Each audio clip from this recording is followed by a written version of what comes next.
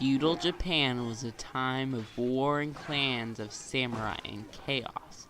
It was very unlike the peaceful nation it is today. One man stood up against this conflict and put all of his peers in order.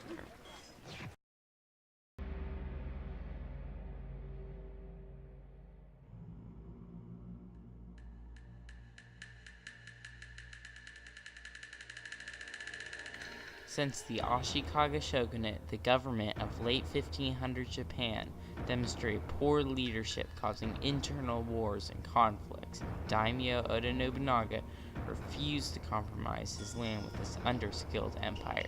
Instead, he led a brutal campaign annihilating the shogunate and set out to rule Japan himself, eventually leading to Japan becoming the united nation it is today.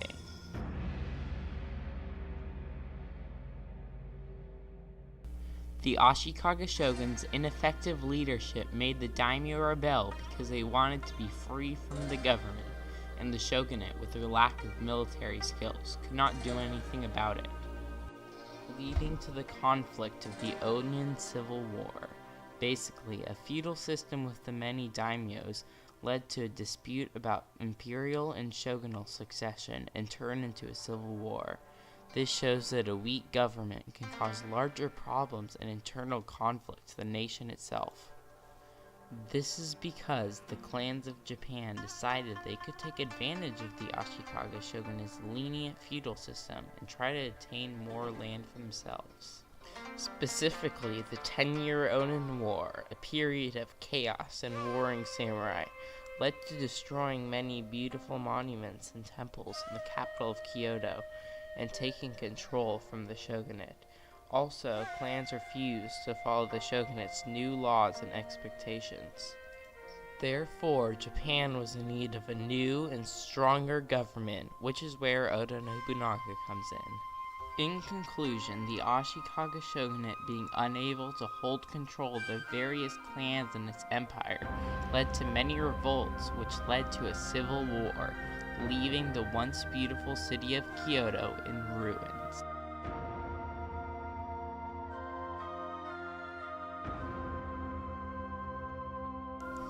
One of the daimyos, Oda Nobunaga, decided to not compromise his territory with the shogunate, as he wanted to give Japan a more organized and tougher leader that would unify the clans of Japan into one nation.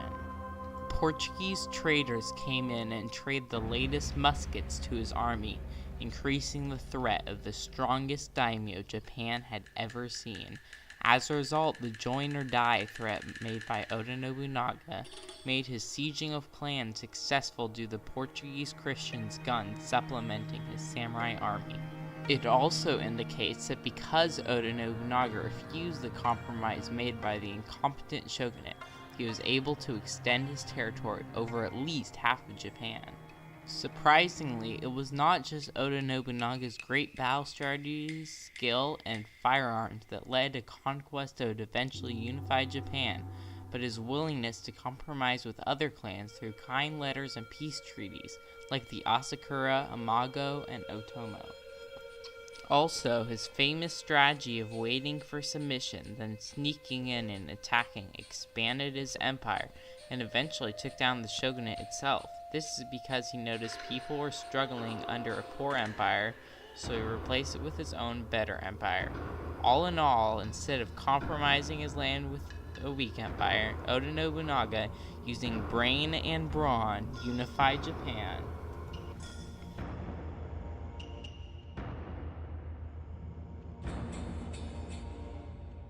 Although his brutal ways consequently made some of his men turn against him, leading to his death, his unifying was finished by Toyotomi Hideyoshi and later Tokugawa Ieyasu.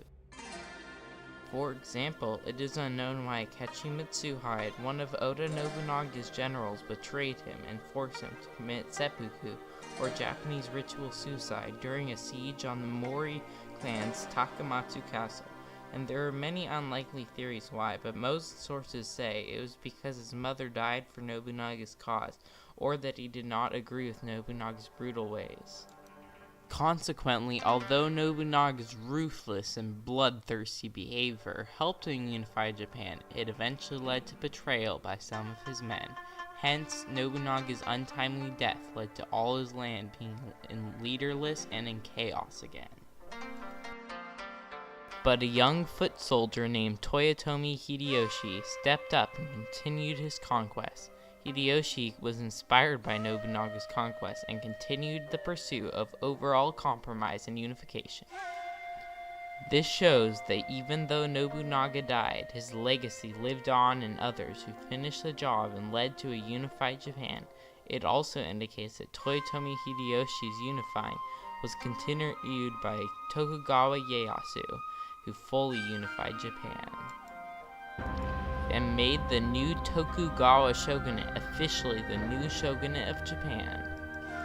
Although the three unifiers had similar goals, they had very different personalities, as shown in the Japanese story If a Bird Doesn't Sing. These personalities were all equally valuable in unifying Japan.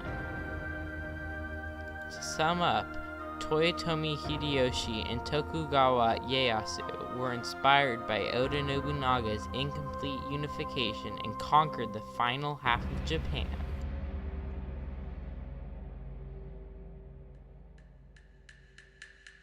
Oda Nobunaga's central location on the map made him close to the conflict of the Onin War.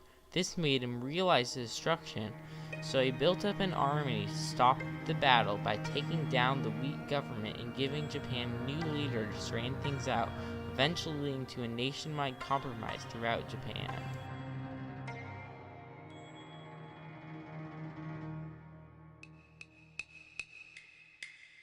In 1336, the Ashikage's rule seemed to be a new compromise. However, conflict flared in the wars to follow. By the end of the Azuchi Momoyama period, the conflict is finally resolved by Oda Nobunaga, and the Edo period represented the final step to overall compromise by Toyotomi Hideyoshi and later Tokugawa Ieyasu.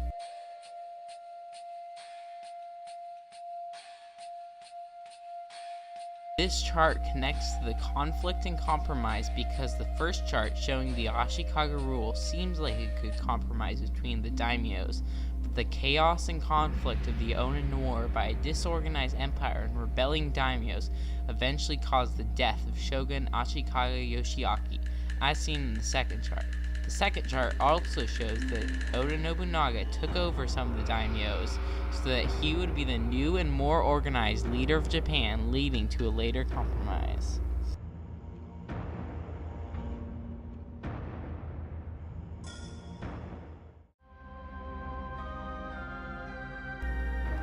Oda Nobunaga's refusing to compromise stopped the conflicting samurai age and has brought Japan to a nation with a more stable economy and an overall peace. For instance, if the disorganized shogunate before Japan was still in power, Japan would have a less powerful government, would still be an uncivilized nation, and would not have control over its current 127 million people. After examination, it seems that Oda Nobunaga's ending the conflict by refusing a compromise was essential to modernizing Japan. Somehow, his brutal actions made the country less brutal today.